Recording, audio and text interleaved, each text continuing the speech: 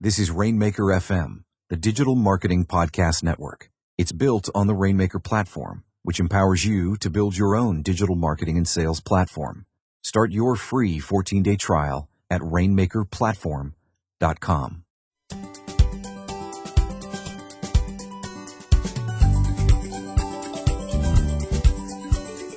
Greetings, super friends. My name is Sonia Simone, and these are the confessions of a pink-haired marketer. For those who don't know me yet, I am a co-founder and the Chief Content Officer for Copyblogger Media. I'm also a champion of running your business and your life according to your own rules.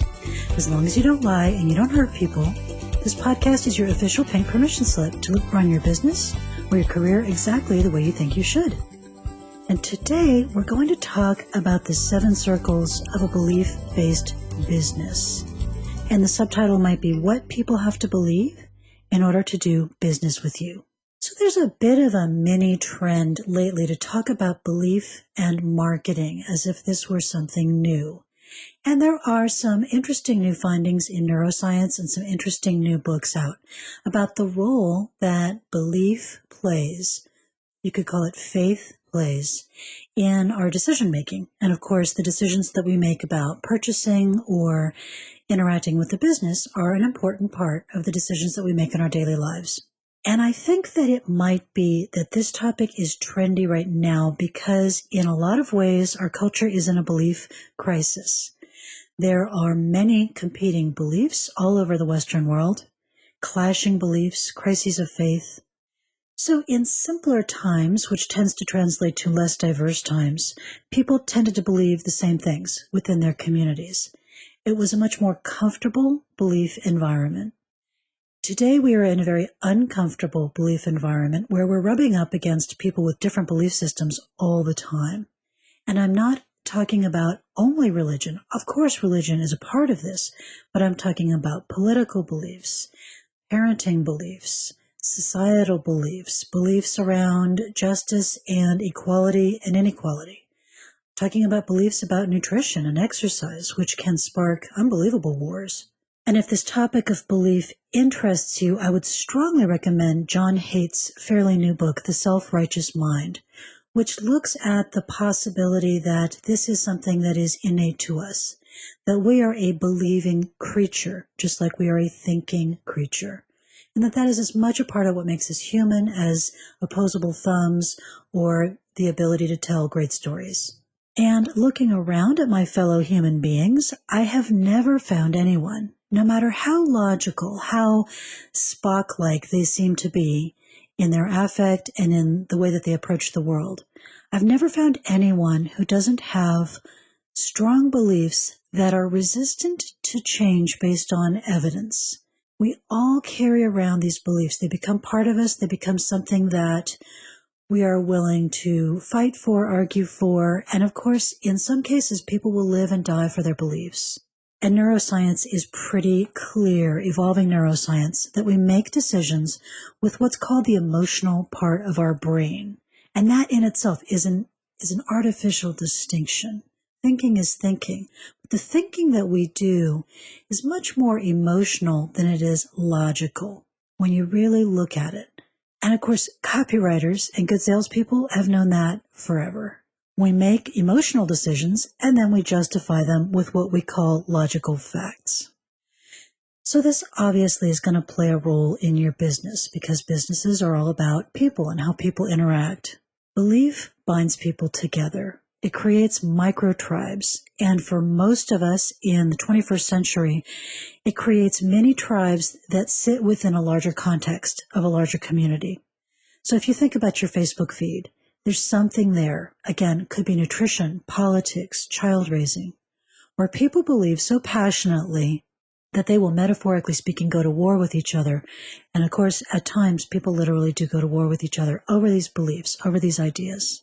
So as a quick aside, for yourself, I would like to make the case for you to learn to hold a little less tightly to your beliefs and ideas, to make a little bit more room for somebody else's evidence, somebody else's facts, to try and look at the world and recognize the role that belief is playing in giving you a set of lenses to look through, and try and look through some other kinds of lenses.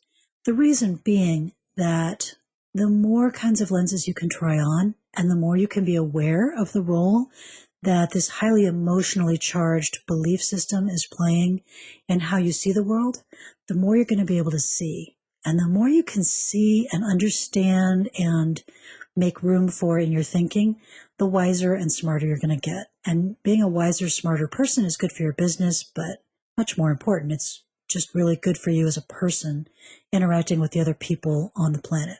But here's reality time. In the real human world, 99% of people do not do this, ever. So I want you to learn how to communicate your beliefs and pull your tribe closer to you. And at Copyblogger, we talk a lot about the circles of belief. And these are what people need to believe in order to move forward with your business. Most purchases today are not made in an environment where you make a sales pitch, they listen to your offer, and then they decide yes or no. Most of the time today, especially if you're doing business with any kind of online component, even if your company is a bricks and mortar company, people are researching you, looking into you online, looking you up, checking you out before they ever make that purchasing decision. So the circles of belief are a kind of a spiral path closer and closer to the heart of your customer or your client. And this is different in many ways from the more traditional simple sales formulas. For example, formulas like agitate, problem, solve, or attention, interest, desire, action, AIDA, which is a classic copywriting formula. The bones of those are still in there, but this is a more nuanced path, partly because on the web, people have so many options.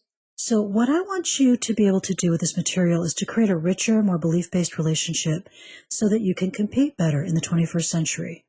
And these ideas can be used by tiny, tiny companies, and they can be used very well by tiny companies to compete with the Goliaths out there. But these ideas are also used by some of the smartest big companies out there. Apple is the one that springs immediately to mind, but you also see this with companies like Levi's or Coca-Cola. Even Nabisco has used this. So communicating your values, communicating your beliefs, communicating what you believe in and what's important to you is a tremendously powerful tool. And I want to talk about the kind of path that your customer or your client walks to get closer and closer to you and closer to making a purchasing decision, and what some of the markers are on that path. So we're going to start with people who follow you on a social network, your Facebook fans, your Twitter followers, your LinkedIn connections. These people need to believe that we are in the same tribe, that we believe the same things. They need to believe that my values are aligned with your values. And the deeper level of this and the more powerful level of this is I need to believe that I will not be embarrassed if I share your work, your content with my friends. I need to believe that I am going to look smart when I share your content. In other words, your podcast, your blog post, whatever it might be. On a similar ring of belief, this is the cooler traffic, if you will, people who don't have a strong connection to you yet, are your search engine visitors. And what these people need to believe in order to keep moving forward is that they're in the right place, that this is the place that's going to answer the question they had when they entered that query into the search engine, that this is a safe place. So the design does not look fly by night. There's not a security warning making them nervous, or something that looks like it might be a security breach or a hack or malware, that you don't have misleading advertising. This is a really common one that I see, buttons to download different applications I don't need or want. They border on malware. And even that there's a mobile-friendly designation on the search results page. So safety and being in the right place to answer my questions is what people need to believe about search. Being in the same tribe and sharing beliefs, and that me sharing you in my social circle is going to make me look good is for social. But they're both way out on the outer fringes of these circles of belief. They're really just starting the path. They're getting to know who you are and how you might be able to help. So coming in a little closer on this spiral path is your general content audience. And that means your blog readers, your podcast listeners, your YouTube subscribers, the people who tune in for your content regularly, your web-based available content. And they need to believe the same things that the outer circles need to believe. But they also need to believe that you have information that will be valuable to me. You will inspire me, you will teach me, or you will entertain me. And in a perfect world, you're going to do all three of those things. Now, you notice that the general content audience is closer in than social and search. And each of these steps, you want to invite people to keep coming in closer into the circles, to keep making a tighter connection with you and a tighter connection in the circles of belief. So you always want to be giving your social followers and your search, people who find you in search, that opportunity to subscribe to your content. Subscribe to the YouTube channel, subscribe to the podcast, sign up for blog updates by email, something along those lines. You want to give them every opportunity to know how they can tune in and develop a tighter connection and get more value from what you have to offer. So walking further into the spiral path, you get to an email audience, an opt-in email audience. And again, just like from search and from social, you're always inviting people to subscribe to your content. From your content, you're always inviting people to subscribe to an opt-in email list to allow you to talk with them more intimately, to have more conversations with them that are more in-depth. It's a closer circle of intimacy. Now, they're not just seeing you on the web. They're not just seeing you in a browser. They're seeing you in their inbox. So it's a more intimate connection.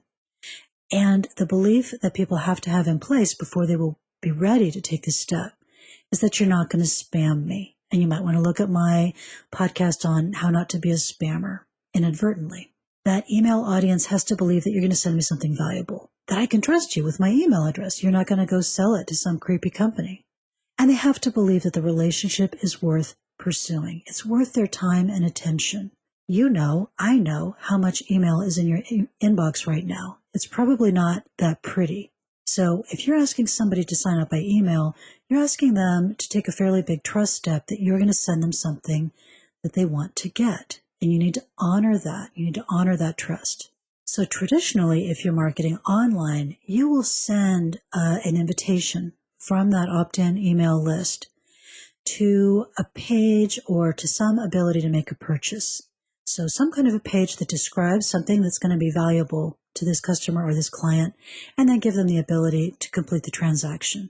And it could be anything from knee surgery to a fountain pen to a copywriting course to, drawing up plans for your house. Could be any product, any service. Normally you use email to send them the offer, but then the offer is typically made on what's called a landing page, where you just explain to people all the benefits of going forward with the action. And the core cornerstone belief for somebody to become a customer or to become a client is that you can solve my problem, that your product or your service can solve the problem I originally set out to solve when I first made that search query or I first saw you on social media.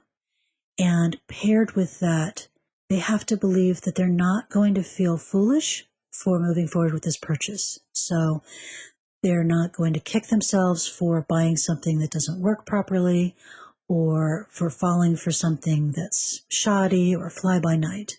They have to have that trust that they are not going to feel foolish for buying from you.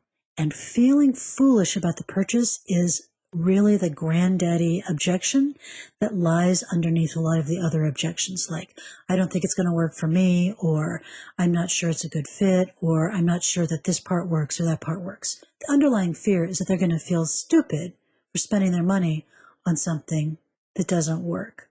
And the seventh circle of belief, the deep one, this is the one that you want to align your whole business to move toward in a steady way. And you want to make sure every element of your business supports this goal, is the repeat customer or the repeat client or the referral customer. And the belief that that person has to have is that not only can you solve my problem, and I'm going to feel good about making this purchase, but I feel good enough about it that I would recommend you to my friend. You're not going to embarrass me.